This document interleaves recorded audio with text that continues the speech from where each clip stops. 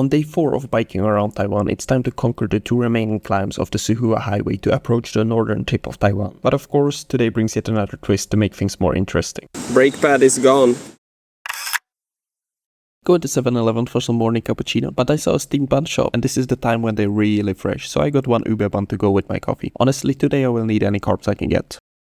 But only as I headed out did I realize that the ground is wet and extremely slippery. Although it looked beautiful, I had to turn around and wait until the ground dries up. At least I met some monkeys. The weather actually looks amazing. I bet the ground will be dry in no time. So in the meanwhile, I took care of the bike, which I maybe forgot to do yesterday. And yes, sometimes you gotta be a bit resourceful.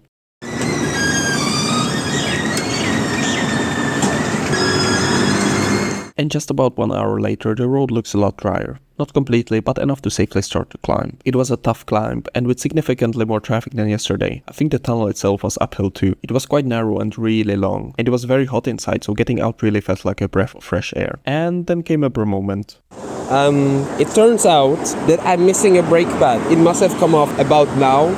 I don't know how, but it's bad, because I'm right at the peak, heading downhill, which means I need brakes. This is how it's supposed to look. And this is the other side. Brake pad is gone. Completely gone. Luckily, the bike shop I rented from is very responsible, so they sent a guy with the new brake pads. But this would take a while. And although that steamed bun and cappuccino hit the spot in the morning, it was about 3 hours and 1 fat climb ago, so I wasn't very stoked about waiting here for 2 hours. But then it was fixed and I finally descended down. But by now all breakfast shops had closed, so Family Mart it is. You can tell I was really hungry, got a sweet potato veggie sandwich and vegetarian rice bowl and some guava for later. Also got a milk tea and you can tell they're not afraid to go strong on it. And then starts the other climb, which was totally worth it for the absolutely stunning views. The descent is down to this coast town, where I had to visit the bike mechanic to get the bike properly fixed up, so snacked on my guava while they were at it. Luckily the climbs are over for now, but not the tunnels. Hydration stopped and then I made my way through a beautiful sunsetting ride. The fact that I'd arrived by dark was pretty much given, so I just chilled.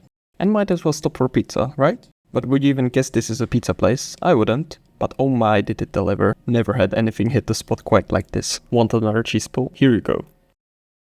And fortunately, then it was only a little bit to get to the guest house, which was this bird-themed and super cozy stay. Here I got this huge room with a big view, and I also needed to do some laundry, which was really quite interesting. Good night.